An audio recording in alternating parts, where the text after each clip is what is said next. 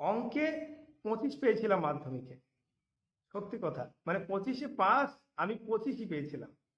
এবার কথা হচ্ছে, আমি মাধ্যমিকে 25 পাওয়ার পর অঙ্কটাকে কিভাবে তৈরি করলাম, কারণ ম্যাথ না করতে পারলে কিন্তু চাকরি পাওয়া একদম মানে অবাস্তব বলতে গেলেই চলে, সম্ভবই না। এবার আমি যখন কোম্পানিতে কাজ করতাম, আপনারা তো জানেন, এবার কোম্পানি কাজ করার সঙ্গে সঙ্গে যখন বুঝতে পারলাম যে না, এবার কোম্পানি কাজ ছেড়ে চলে আসলাম, তখন আমি ভাবলাম যে না, এবার আমাকে গভর্নমেন্ট জব করতে হবে। এবার যে বন্ধুটা আমাকে বলেছিল, সেই বন্ধুটা একটা মাস্টারের খোঁজ দিয়েছিল, বললো দেখ ওই জায়গায় মাস্টার আছে, খুব ভালো। এবার আমি একা একা অত দূর যাওয়া সম্ভব নয়, অনেকটা দূর সাইকেল নিয়ে যেতাম। এবার আরেকটা দাদা ছিল, সে 1.5-2 বছর থেকে পড়াশোনা করছে, তাকে বললাম, সেই দাদার আমার পড়াশোনা খুব ঝোঁক, সেই দাদাকে বললাম দাদা আমার সঙ্গে একদিন চলে গেল। এবার ওই স্যারকে বললাম, যেই স্যারের কাছে গেলাম বললাম, এবার তিনি পড়াতে রাজি হলেন। তারপরে আমাদের একটা ডেট দিলেন, শনিবারে পড়াতেন। এবার শনিবারে আমরা চলে গেলাম, সাইকেল নিয়ে দুজন চলে গেলাম।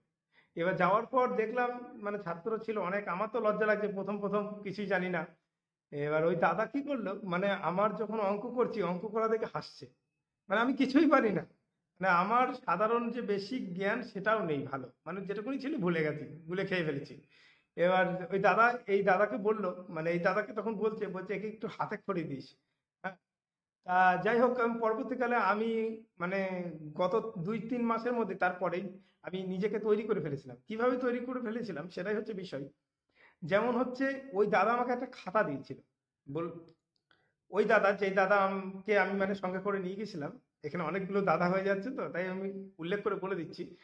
ওই দাদা আমাকে একটা খাতা দিয়েছিল, ওই খাতাটা, মানে খাতাটা যখন দিল, বললো দেখো, এই পাঠে পাঠে অঙ্ক করা আছে, যেমন হচ্ছে চক্রবৃদ্ধি সুদ, সরল সুদ, ট্রেনের অঙ্ক, যেগুলো বিভিন্ন রকম পাটিগণিত, বীজগণিত, ত্রিকোণমিতি, জিওমেট্রি, সব পাট পাট ভাবে খাতায় করা আছে। বললো খাতাটা আমি পরে ফেরত দিয়ে দিস, আমাকে এখন মানে এইটা দেখে দেখে কিরকম ভাবে করবি, যখন তুই এই চ্যাপ্টার ওয়াইজ পড়া আছে, মানে চঞ্চল ঘোষের বইটার করা আছে, আমাকে বললো তুই এই অঙ্কগুলো দেখ, শুধু দেখ কিভাবে হয়েছে, আর এগুলোকে নিয়ে বারবার প্র্যাকটিস করতে থাক।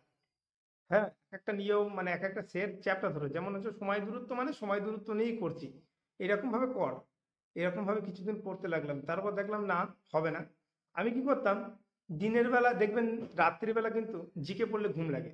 আমি রাত 8টা থেকে, সত্যি কথা বলতে, শীতের রাত ছিল তখন, আমার এখনো মনে পড়ে ভালো, শীতের রাত ছিল, আমি রাত 8টা থেকে ভোর 4টে পর্যন্ত অঙ্ক করছি, মানে যে ভোর 4টে বেজে গেছে সেই শানটা আমার আর নেই।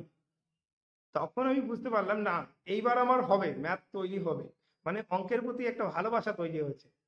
এবার আমি তখন কন্টিনিউ অঙ্ক করতে লাগলাম, দেখবেন অঙ্ক করতে লাগলে অঙ্কের ভেতর যদি প্রকৃত ঢুকতে পারেন, আপনি সময় বুঝতে পারবেন না, সে এর নামই তো সায়েন্স। যাই হোক, আমি তারপর আস্তে আস্তে অঙ্কগুলো করতে করতে করতে করতে একদিন ওই স্যারের কাছে আমি গেছি, ওই স্যার একটা অঙ্ক মানে অনেক কঠিন নিয়মে করছে, কঠিন প্রসেসে, তারপরেও উত্তর মিলতে চাইছে না, মানে গোজামিল দিয়ে যাকে বলে একটা অঙ্ক মিলানো, সেই রকম একটা ব্যাপার হয়ে যাচ্ছে। এবার আমি ওটা মাত্র শর্ট প্রসেসে, মানে খুব ছোট্ট আকারে অঙ্কটাকে করে দিলাম। করে দেওয়ার পর ওই দাদা সত্যি সেদিন বলেছিল, না তোর, সেদিন আমার কি ওই দাদার কাছে পড়তে যাওয়া মাত্র 3.5 মাস বয়স, তাই দাদা বলেছিল যে না, তোর দ্বারা হবে। একদিন তুই এসেছিলি, মানে কিচ্ছু জানিস না, আজকে 3.5 মাস 4 মাসের মাথায় তুই আমাকে একটা অঙ্ক শিখিয়ে দিলি। অতএব শেখার কোনো শেষ নেই, একটা বাচ্চা ছেলের কাছেও আমরা শিখতে পারি, যদি মানে আমাদের শেখার আগ্রহটা থাকে। আর আমরা যদি শিখবো না মনে করি, তাহলে সারা পৃথিবীর সমস্ত কিছু যদি আমাদের মাথার উপর এনে দেয়, সমস্ত বই যদি আমাদের সামনে বিছিয়ে দেওয়া হয়, তাহলে আমরা শিখতে পারবো না, এটা বাস্তব কথা। অতএব আমাদের শেখার মনোভাবটা রাখতে হবে, আর অঙ্কগুলোকে এইভাবেই করতে হবে, চ্যাপ্টার ওয়াইজ করুন, পরস্পর ভাবে চ্যাপ্টার ওয়াইজ। চঞ্চল ঘোষের বইটাকে শেষ করুন, চঞ্চল ঘোষের বইটা দেখুন প্রথম পার্ট, চঞ্চল ঘোষের সেকেন্ড পার্টটা ভালো না, ফার্স্ট পার্ট যেটা। কারণ বিশেষ করে আমরা যেটা পাটিগণিতটা তৈরি করতে পারলেই মোটামুটি কমপ্লিট হয়ে যায়। আর সাধারণ দুই একটা অঙ্ক থাকে, যেগুলি সেট করলে, এটা ওটা করলে আমাদের চলে আসে। অঙ্ক জিনিসটা হচ্ছে প্র্যাকটিস, আপনি কত প্র্যাকটিস করছেন তার উপরেই নির্ভর করবে আপনার সফলতা।